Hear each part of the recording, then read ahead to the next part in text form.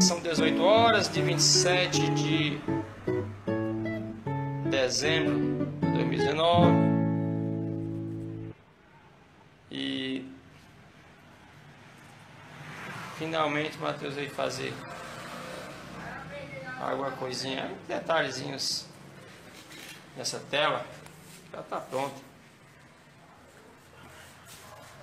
Tem aquele prédio ali na Dr. João Moreira, acho que ainda estava a Associação do Comércio, né, de Fortaleza, e é perto do Passeio Púrpura, né? Esse percurso aí é bem conhecido do Matheus, porque teve um tempo que eu tinha que ir quase todos os dias para ir por aí, né? Para onde eu fosse tinha que voltar por aí. Ele queria ver tudo isso aí, a Santa Casa da Misericórdia, a Insetua e principalmente a Estação João Felipe. A cena aqui dos anos 90, né? É uma cena de rua aí, né, de Fortaleza, né?